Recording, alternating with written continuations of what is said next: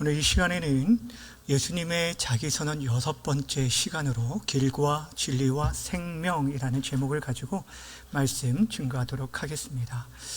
우리는 계속해서 예수님의 7가지 자기 선언에 대한 말씀을 함께 나누고 있습니다. 지난 시간에도 말씀드렸듯이 요한복음에 기록되어져 있는 예수님의 7가지 자기 선언과 7가지 표적은 궁극적으로 예수님이 하나님의 아들 그리스도이심을 우리로 하여금 믿게 하기 위함이고, 그분을 믿고 그 이름을 힘입어서 우리로 하여금 생명을 얻게 하려 함이라 라고 말씀해 주었습니다. 그렇게 우리 이 말씀을 우리가 대할 때 예수님이 정말 하나님이 보이신 유일한 그리스도이시요 우리의 구원자이며 하나님이심을 우리들이 바르게 깨닫고 그 신앙의 기초 위에 우리가 든든히 서 있어야 한다라는 것입니다. 우리가 7가지 중에 이미 5가지를 살펴보았는데 여러분 5가지 기억나십니까? 첫 번째는 나는 생명의 떡이라고 하셨고, 나는 세상의 빛이라고 하셨습니다. 그리고 세 번째는 양의 문, 그리고 나는 선한 목자이다. 그리고 지난 시간에 했던 것이 나는 부활이요 생명이다 라고 말씀을 드렸습니다. 다음에 시험 볼지도 몰라요. 여러분 다 외우셨으면 좋겠어요. 그리고 오늘 우리가 다룰 6번째가 길이요 진리요 생명이라 라는 말씀입니다.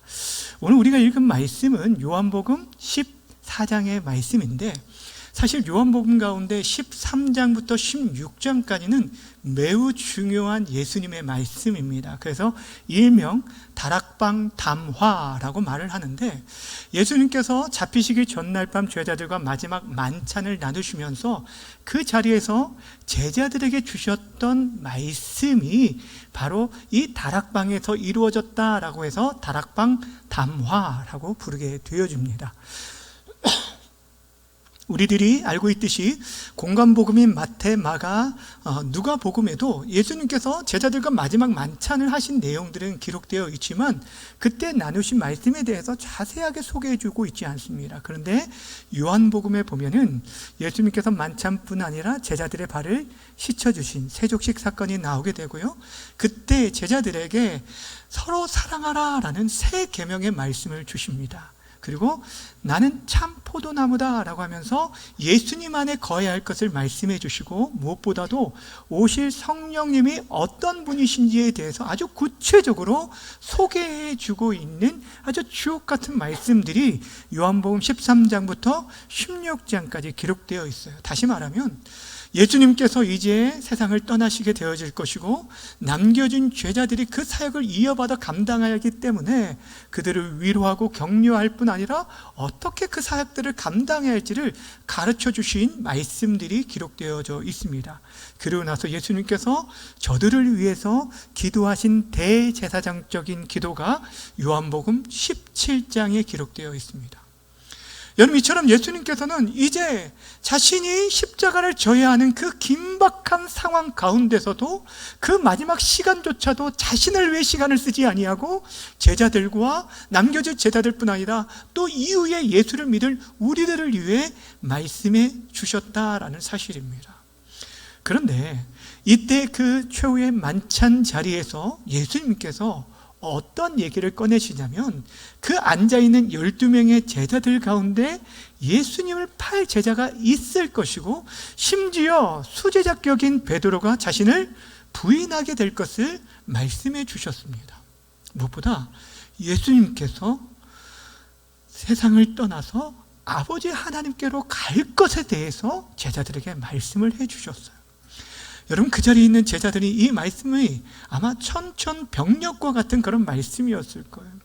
이들은 그동안 예수님을 따르기 위해서 모든 것을 다 버리고 예수님을 쫓았던 자들입니다. 그런데 그 예수님이 세상을 떠나신다라는 이 말씀이 도저히 받아들일 수 없었던 그런 말씀이었어요. 그로 인해서 그들이 크게 근심하게 되었을 때 오늘 예수님께서 14장의 말씀을 주신 거예요. 그러니까 그런 배경 가운데 오늘 본문의 1절에 이렇게 말씀하십니다. 1절 여러분들이 읽겠습니다. 시작.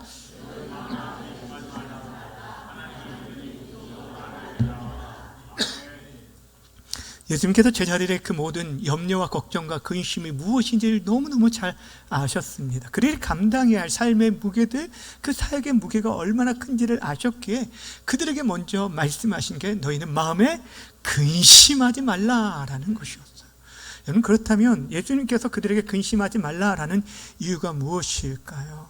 우리가 본문에는 기록되어 있지 않지만 예수님께서 사실 떠나셔야만이 그들에게 더 큰 유익이 되어질 것이기 때문에 그렇게 말씀해 주고 있습니다.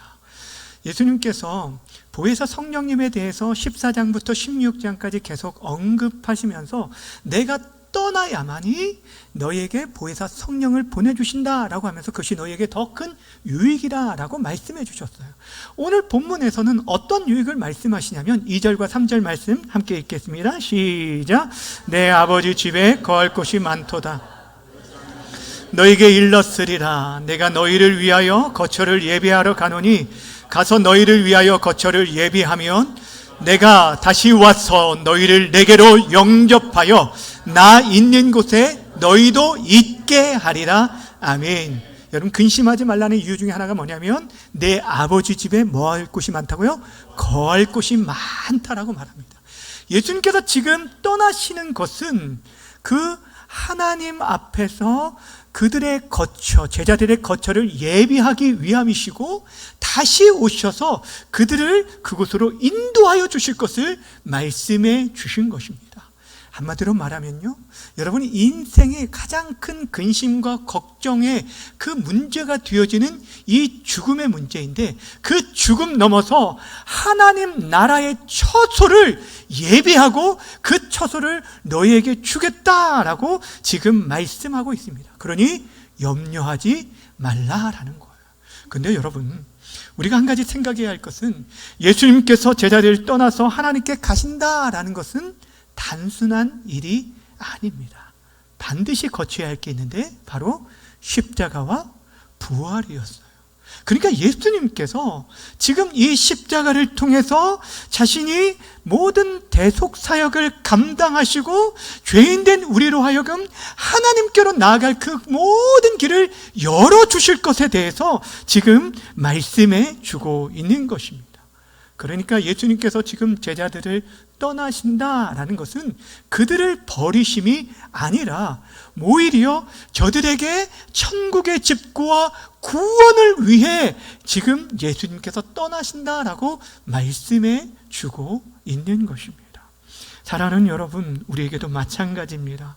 하나님께서는 우리의 모든 근심과 걱정, 그 무엇으로 인하여 우리가 근심하는지 걱정하는지 다 아실 뿐 아니라 우리 인생의 가장 중요한 이 죽음의 문제에 대해서 이미 우리 주님께서 천국에 우리가 거할 곳을 예비하시고 너희는 마음에 근심하지 말라라고 선포하고 있음을 기억하시길 바랍니다. 이 천국에 대한 소망이 확실하게 될 때 우리 눈앞에 분명 근심도 걱정도 있지만 그것으로 인하여 우리가 조금은 흔들릴 수 있지만 완전히 무너지지 않을 수 있다라는 거예요. 그 문제에 함몰되지 않고 우리가 저 천국에 대한 소망이 있을 때 끝까지 믿음을 지키며 이 길을 걸어갈 수 있는 것입니다. 그러게 바라고 원하기는 하나님 나라에 대한 소망을 확실히 붙들고 사심으로 우리 앞에 있는 염려와 근심과 걱정에 함몰되지 않고 끝까지 믿음의 사람으로 살아갈 수 있는 우리 모두가 되어지기를 다시 한번 주님의 이름으로 축원합니다. 이처럼 예수님께서 제자들에게 천국의 처소를 예비하기 위해 떠나실 것을 말씀하셨을 때 그 제자 중 한 사람 도마가 예수님께 이러한 질문을 합니다.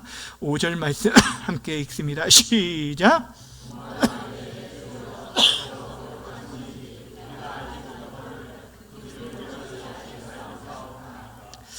여러분, 이 질문을 바꾸어 말하면 우리가 어떻게 주님께서 예배해 놓으신 아버지의 집으로 갈 수 있습니까? 라는 길에 대한 질문을 하게 되어진 것입니다. 여러분, 이때 예수님께서 도마의 질문에 대해서 대답하신 것이 오늘 우리가 중요하게 생각하는 6절의 말씀인데 이 말씀을 우리가 마음을 다해서 우리 함께 읽도록 합니다. 시작.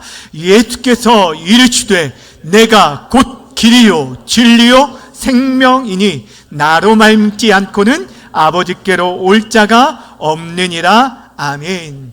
여기서 예수님께서 말씀하신 길이라는 것은 아버지의 집으로 가는 길임이 분명합니다. 쉽게 말하면 천국 가는 길을 말하는 것이죠. 근데 예수님께서 내가 그 길을 알려줄게 라고 말하는 것이 아니라 내가 바로 아버지께로 가는 그 길이야 라고 말하고 있어요.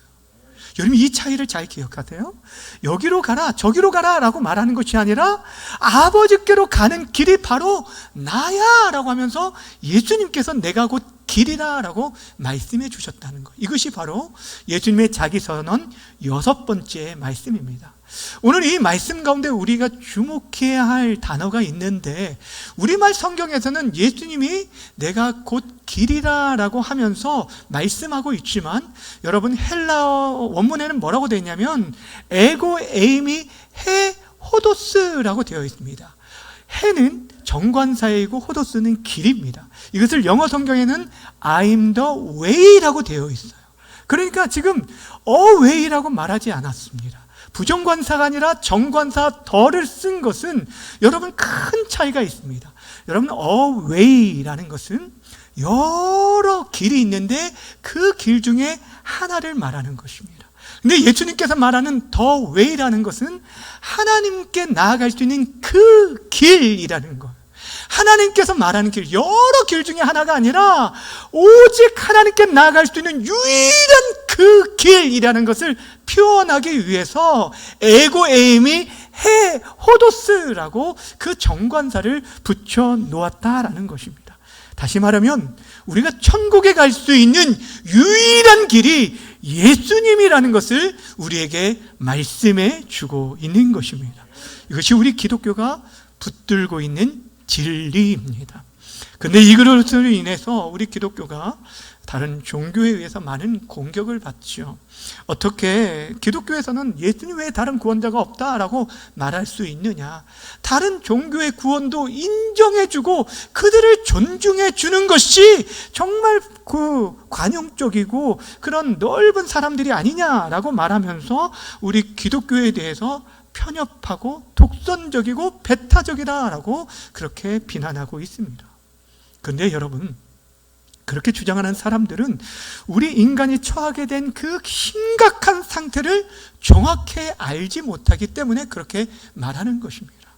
여러분, 타락한 인간이 처한 상태가 어떠한 줄 아십니까? 첫사람 아담과 하와가 범죄함으로 말미암아 모든 인생이 타락하게 되었다고 말하고, 그렇게 타락한 인생에게 나타난 결과가 여러 가지가 있는데 가장 첫 번째가 창조주 하나님으로부터 끊어지게 되었다는 거예요. 관계 단절이 오게 되었다는 거예요. 여러분, 하나님은 거룩하신 분입니다. 근데 범죄한 인간이 그럼으로 인하여서 우리는 더러웠기 때문에 거룩하신 하나님과 함께 할 수 없게 되었어요. 그래서 아담과 하와가 범죄했을 때 하나님께서 그들을, 하나님이 계신 에덴 동산에서 그들을 쫓아내신 거예요. 관계 단절이 오게 된 거예요. 한마디로 하나님께로 나아갈 그 길이 막히게 되어졌다라는 것입니다. 두 번째로 죄로 인하여서 우리는 하나님을 아는 지식을 잃어버리게 되었어요. 영적 분별력을 잃어버려서 무엇이 선하고 무엇이 악한지에 대한 그런 분별력을 잃게 되었다는 것입니다.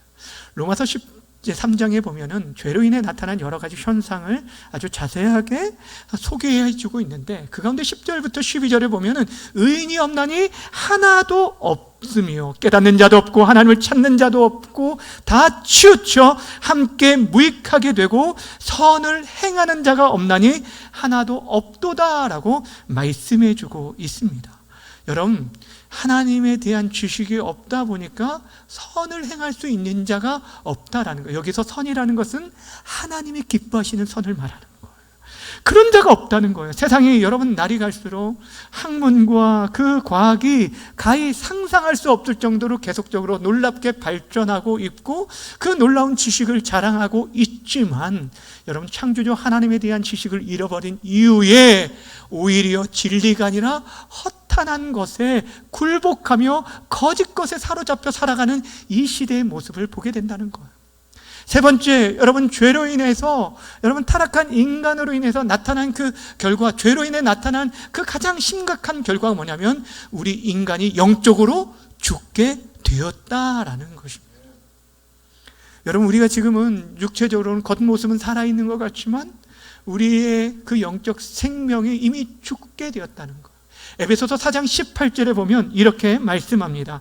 그들의 총명이 어두워지고 그들 가운데 있는 무지함과 그들의 마음이 굳어짐으로 말미암아 무엇에서 떠났다고 말합니까? 하나님의 생명에서 떠나 있다라고 얘기하고 있습니다. 그래서 에베소서 2장에서는 우리들이 죄와 허물로 죽을 자들이 아니라 이미 죽은 자라라고 말하고 있는 것입니다. 바로 이 세 가지, 창조주 하나님과의 관계가 깨어져서 하나님께 나아갈 수 없고 하나님에 대한 그 지식이 없게 되어짐으로 인해서 선과 악을 분별하지 못하고 또한 영적으로 완전히 죽은 우리의 생명을 잃은 자가 되었다라는 거예요. 그런데 문제는 이 심각한 문제를 해결하고 회복할 수 있는 힘이 우리 인간에게는 결코 없다라는 것입니다. 예수님께서 이 땅에 오신 것은 바로 이 문제를 해결해 주시기 위해 왔어요. 하나님과의 우리의 깨어진 그 관계를 회복시켜 주시기 위해서 친히 그 가운데 서셔서 우리 대신 모든 죄짐을 지시고 우리가 하나님께 나아갈 길을 열어주신 중보자가 되어주신 거예요. 그 막힌 담을 자신의 육체로 헐어서 우리가 하나님께 나아갈 길을 열어주셨다라고 말씀해 주고 있습니다. 디모데전서 2장 5절에서는 그래서 하나님은 한 분이시요 또 하나님과 사람 사이의 중보자도 한 분이시니 그분이 누구라고 말합니까? 곧 사람이신 예수 그리스도 예수라라고 말하고 있습니다. 오직 하나님 앞에 하나님과 사람 사이에 끼어진 그 관계를 연결해 줄 수 있는 유일한 중보자, 그 길이 바로 예수님 한 분이라고 말씀해 주고 있어요. 또한 예수님은 자신이 진리라고 말씀하고 있습니다. 그분을 통하여서 우리는 진리를 발견하게 되어지고 하나님에 대한 그 지식을 회복하고 깨닫게 되어지는 것입니다.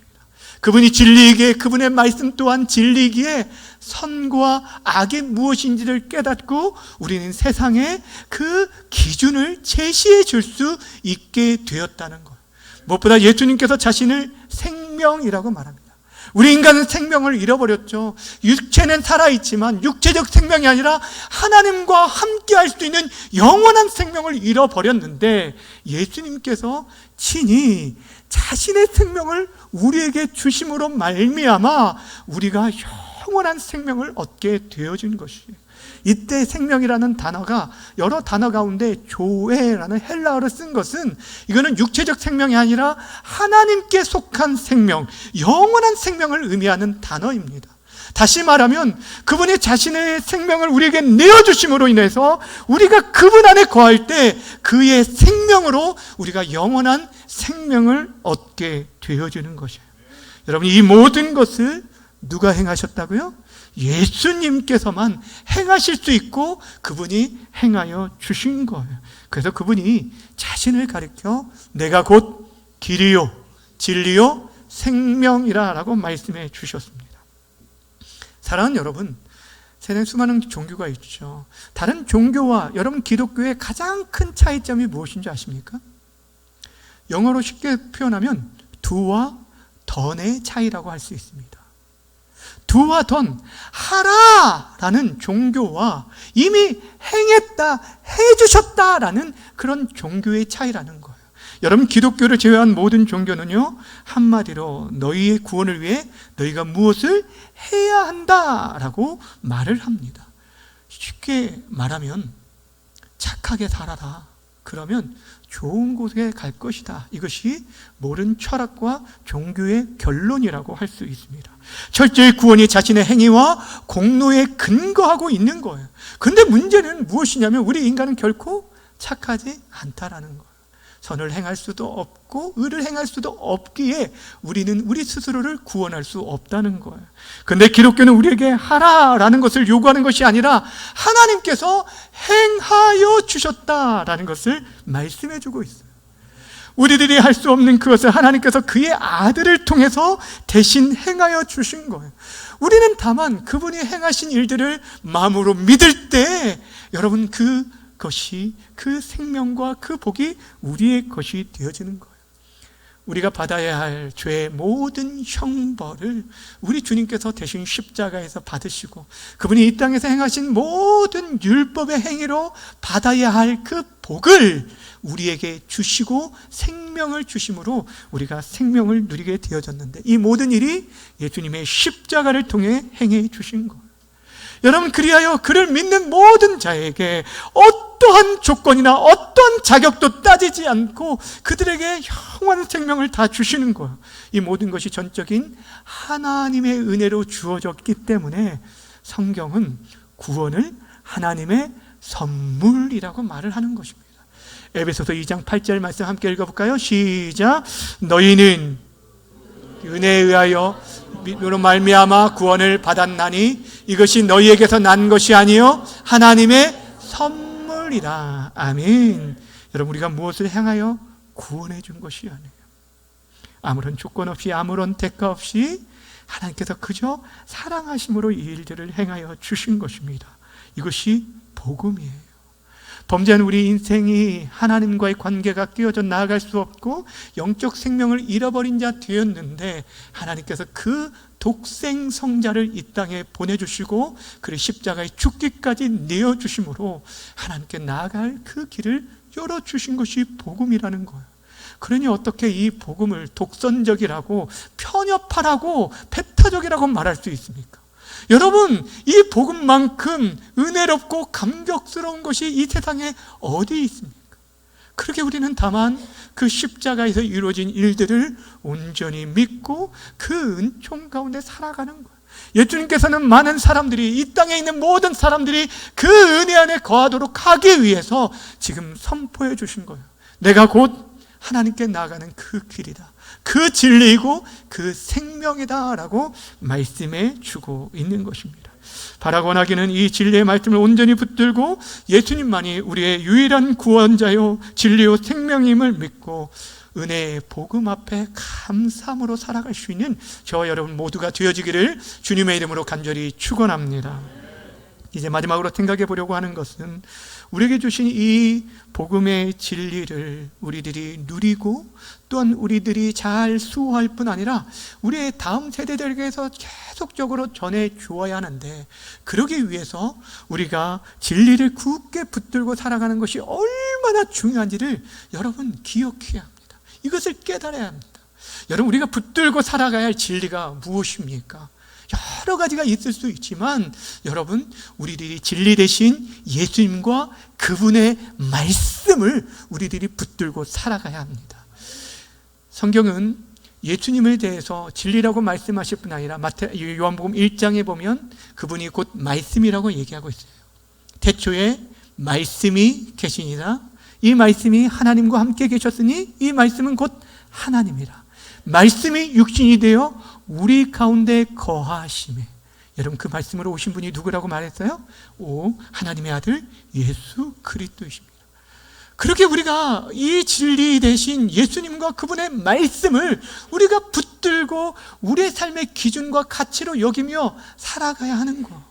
여러분, 이것을 붙들고 살아야 하는 이유는 이 세상이 계속적으로 우리를 공격하고 있기 때문이에요. 앞에서도 말했듯이 여러분, 종교 다원주의 사상으로 인해서 모든 종교에 구원이 있다라고 말을 하면서 우리를 공격하고 있습니다. 특별히 포스트 모던 시대에 여러분, 절대 진리가 없다라고, 절대 진리를 인정하지 않은 이 세상 가운데 우리가 더욱 굳건히 붙들어야 할 것은, 여러분, 수많은 사람들이 진리를 대적하면서 성경적 가치관과 창조 질서를 파괴하는 자들이 있기 때문입니다.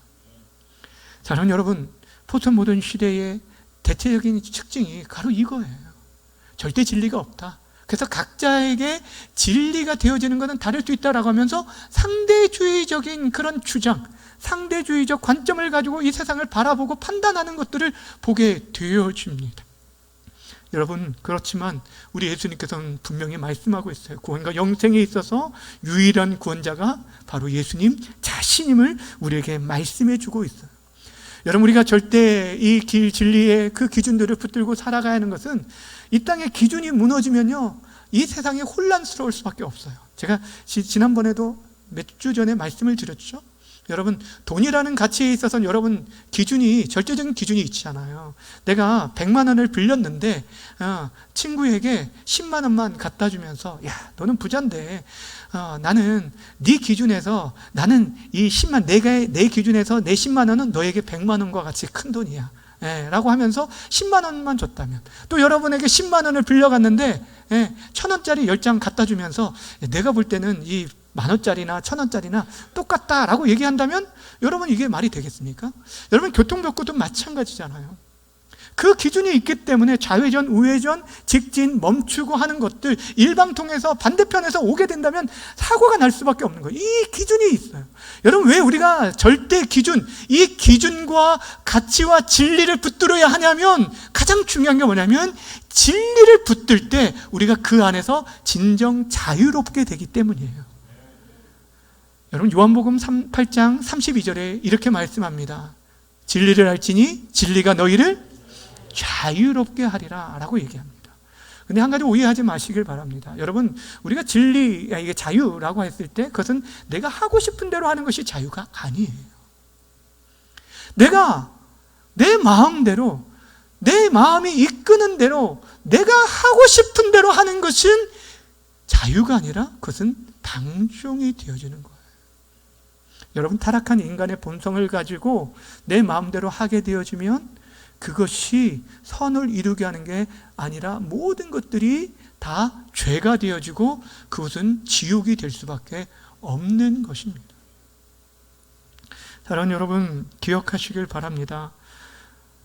진짜 무서운 게 무엇이냐면, 그 죄, 우리 인생의 죄를 짓게 되어지고 그 우리가 하고 싶은 대로 하는 모든 죄, 그것이 반복되어지게 되어지면 우리가 죄의 노예가 되어지고 죄의 종이 되어진다는 거예요.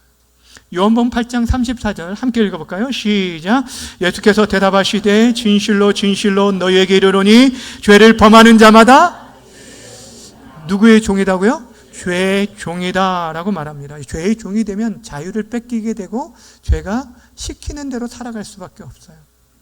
여러분, 죄송한 얘기지만 여러분 주변에 알코올 중독자를 보신 분이 계십니까? 여러분, 알코올 중독자들도 자신이 이 술이 자신의 건강에 치명적으로 해롭다는 것들을 알고, 또한 사회생활이나 가정생활에 그게 무너지게 한다는 것을 알까요, 모를까요? 잘 알고 있습니다. 그렇다면 알면 안 마시면 되지라고 생각하지만 그것이 쉬운 문제가 결코 아니라는 거예요. 그것이 나쁘다는 걸 알면서도 불구하고 스스로 컨트롤이 되지 않는 이유는 이미 알코올의 종이 되었기 때문입니다. 여러분, 처음에 죄는요, 내가 선택해서 자유롭게 선택해서 그것을 즐기는 것 같아 보이지만, 여러분, 결국에 그 죄의 종이 되어져서 그 죄가 시키는 대로 따라갈 수밖에 없습니다. 그래서 자유가 없는 것입니다. 사랑하는 여러분, 지금 우리가 살아가는 이 시대, 포스트 모던 시대에 절대 진리가 없다라고 얘기하면서, 너가 진리라고 생각하는 것이 꼭 나에게 진리가 될 수 없다라고 하면서 나에게 강요하지 말라고 얘기하죠. 너는 너의 가치관대로 살고 나는 나의 가치관대로 살겠다라고 얘기합니다. 근데 무엇보다 무엇을 얘기하냐면, 무엇이 옳고 그른지 판단하는 그 결정을 누가 하겠다라고 말하냐면 내가 스스로 하겠다라고 말하는 것이에요. 근데 이것이 문제가 되어집니다. 결국에 이 끝으로 쭉쭉쭉 가다 보면 어떤 결과가 나타나게 되냐면, 이 시대에 지금 나타나고 있는 동성애와 젠더 이론들이 나오게 되어지는 거예요. 사랑하는 여러분, 하나님께서는 분명 이 땅에 우리를 남자와 여자로 지어 주셨습니다. 그 외에 다른 성을 우리에게 주신 것이 아니에요. 그것도 하나님께서 태어나기 전에 내가 선택한 것이 아니라 하나님의 계획과 작정 가운데 우리를 남자와 여자로 지어 주셨다라는 거예요. 여러분, 하나님께서 정하신 것 사람이 여러분 바꿀 수 있다라고 생각하세요? 아무리 성전환 수술을 한다 할지라도 그 남성의 염색체와 여성의 염색체까지 바꿀 수는 없어요. 그런데도 불구하고 그 모든 것까지도 내가 스스로 판단하고 결정하고 선택하겠다라는 것이 바로 젠더 이데올로기입니다. 오늘 오후에 2시부터 5시까지 서울 광화문에서부터 시청까지 한국교회가 연합하여서 모여서 기도하는 시간이 있습니다. 어떤 분들은 교회가 왜 주일에 그런 곳에 모여 집회를 하느냐라고 비난하는 분들도 있습니다. 근데 여러분, 생명을 살리는 데는 골든타임이라는 것이 있어요. 그 시간을 놓치게 되면 회복이 어려울 수 있습니다. 지금 한국교회가 큰 위기 가운데, 어려움 가운데 있는 걸 여러분 직시하셔야 돼요. 이렇게 모일 수밖에 없었던 이유를 여러분들이 깨달으셔야 돼요. 지난 7월에 여러분 동성 동반자의 의료보험이 함께하는 것을 대법원에서 통과되어졌습니다. 이것은 이제 앞으로 동성혼에 대한, 동성 결혼에 대한 것으로 이어지는 수순이 되어지게 돼요. 이건 큰 파장이 일어나게 될 거예요.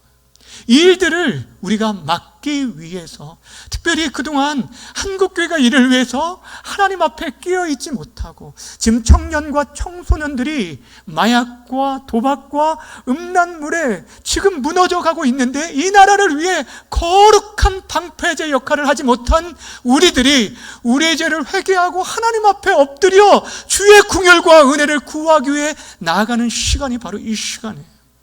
여러분, 우리가 멀리 있어서 그 광화문까지 가지 않지만 다른 집회가 아니라 예배하기 위해 가는 거고, 하나님 앞에 기도하러 나아가는 거예요. 오늘 우리는 이곳에서, 여기서 영상으로 함께 온라인으로 참여하게 되어질 것입니다. 근데 여러분이 한 가지를 좀 기억하셨으면 좋겠는데, 우리 기독교가 포괄적 차별금지법 제정을 그렇게 반대하려는 이유가 무엇인지를 여러분이 아셔야 돼요. 여러분, 차별금지법이라는 말을 아마 들어보셨을 텐데, 차별금지법이라는 것은 차별의 이유가 되어서는 안 되는 20가지의 사항들에 대해서 이렇게 차별해서는 안 된다라고 하는데, 그 가운데는요, 인종, 연령, 성별, 학력, 정치적 입장, 경제력 이런 모든 등등에 대한 내용들을 나열해서 이런 사항들에 대해서 차별하면 안 된다라는 그런 내용을 담고 있습니다. 여러 가지를 포괄해서 포괄적 차별금지법이라고 부르는데, 여러분, 우리 기독교가 반대하는 것은, 이 제정에 반대하는 것은 차별이 이유가 되는, 안 되는 모든 사항을 반대하는 것이 아니에요. 그 20가지 중에 단 하나, 성적 지향, 동성애자들이 어떻게 하든지 그 필사적으로 넣으려는 그 사항을 반대하는 것입니다. 여러분, 동성애를 지지하고 동성혼을 지지하는 사람들이 지금 기독교에 대해서, 기독교는 그 모든 차별에 대한 것들을 인정하려고 한다라고 하면서 우리를 매도하고 온갖 거짓 뉴스를 여러분 펼치는 것들을 보게 됩니다. 속지 마시길 바랍니다. 또한 어떤 분들은 아직 우리나라가 이 차별금지법이 통과된 것이 아닌데 이렇게까지 난리를 치느냐라고 말한 분이 있는데, 여러분 깨어 있으시길 바랍니다. 한번 법이 제정되어지고 통과되어지면 이것을 돌이킨다는 것은 거의 불가능한 일입니다. 여러분, 유럽을 보세요. 지금 북미를, 미국을 한번 보세요. 차별금지법으로 인해서 학교에서, 교회에서조차도 그들에게 있어서 여러분 동성애에 대해서 죄라고 말하지도 못할 뿐 아니라 지금 얼마나 혼란스러운지 몰라요. 그들은 그것을 처음에는 몰랐어요. 그러면서 지금 요즘 한국교회를 향해서 호소하고 있는 이유가 바로 여기에 있어요. 우리는 지금 이렇게 무너져서 가정이 무너지고 아이들이 무너진대요. 어떤 얘기를 들었는데, 이 아이가 엄마 아빠를 통해서 낳지만 이 아이가 5살이 되기 전에 엄마는 엄마대로 여자 이렇게 레즈비언과 결혼을 하고, 또 아빠는 또 아빠대로 동성애자와 또 결혼을 했어요. 그런데 이 아이가 유치원에 왔는데 할머니 두 분이 오셨다는 거예요. 그래서 다행히 친할머니와 친할아버지가, 할머니가, 외할머니가 이 아이를 돌보는가 보다라고 했는데, 알고 보니까 그 할머니도 다른 동성애자를 만나서 결혼하고, 할아버지는 또 할아버지대로 그렇게 된, 이 유치원 교사가 너무너무 경악을 한 거예요. 이 아이가 성 정체성이 왔다는 거예요. 여러분, 이런 시대가 올 수 있어요. 지금 유럽이 지금 그렇게 되어지고 있다니까요. 주 안에 사랑하는 여러분, 진리가 무너지면 여러분 모든 것이 다 무너지게 되어집니다. 이 세상은 사사시대와 같이 각기 자기의 소견대로 행하게 되어지는 그런 무법천지가 되고 말 것입니다. 기억하시길 바랍니다. 진정한 자유라는 것은 진리 가운데 있을 때만이 우리가 참되고 안전하게 누릴 수 있는 것입니다. 우리가 진리 대신 예수님 안에서 선한 것을 분별하고 선한 것을 선택할 수 있는 능력이 진정한 자유라는 사실입니다. 그러게 무엇이 선한지 무엇이 악한지를 분별하기 위해서 하나님께서 우리에게 절대적인 기준과 가치를 허락해 주셨는데 그것이 바로 예수 그리스도와 그분의 말씀입니다. 우리가 매일 성경을 읽는 이유가 이 세속적인 가치관에 매몰되지 아니하고 하나님의 가치관으로 무장하기 위함이에요. 깨어 있으시길 바랍니다. 그리고 이 나라 민족을 위해 기도해 주시기를 부탁을 드립니다. 주 안에 사랑하는 여러분, 오늘 우리는 예수님께서 길과 진리와 생명 되심을 함께 나누었습니다. 예수님만이 하나님께 나아갈 수 있는 유일한 길임을 믿으시길 바랍니다. 선한 사람에게 구원받을 만한 다른 이름을 너에게 주신 일이 없다라고, 우리에게 주신 일이 없다라고 말씀해 주고 있습니다. 예수님께서 십자가 상에서 자신의 몸을 찢고 그 몸의 모든 물과 피를 다 쏟아내심으로 말미암아 깨어진 우리와 하나님과의 관계를 회복하시고 하나님께 나갈 길이 되어 주셨습니다. 하나님께서 사랑으로 마련해 주신, 그분의 눈물과 사랑으로 마련해 주신 이 은혜의 선물에 대해서 믿음으로 받고 감사하며 남은 생에 진리 되신 예수님과 동행해 주시되, 특별히 교회와 또 한국교회가 이 진리를 수호하고 진리의 방파제 역할을 잘 감당할 수 있도록 끼어있는 우리 중앙교회 성도들 다 되어주시기를 주님의 이름으로 간절히 축원합니다. 이 시간 우리 함께 기도하는 시간을 좀 갖기를 원합니다. 여러분, 오늘 기도할 때 우리 마음 가운데 근심과 염려 모든 것들 먼저 걷더니 이길 수 있는 하늘 소망으로 우리를 채워주시도록 기도했으면 좋겠고, 또 우리의 인간이 죄로 인해 잃어버린 것들을 회복하게 하시는데 하나님, 우리의 길과 진리 생명 되신 예수님만을 온전히 믿게 해 주옵소서. 이 마지막 시대에 한국교회가 진리의 복음을 수호하고 성경적 가치관, 창조 질서를 끝까지 지켜나갈 수 있도록 도와주시고, 또 오후에 있는 한국교회 연합예배와 기도회 가운데 특별한 은혜를 주셔서 건강한 가정, 거룩한 나라를 세워갈 수 있게 해달라고 우리의 자녀 손들을 위해 축복하며 이 시간 주여 한번 부르고 기도하며 나갑니다.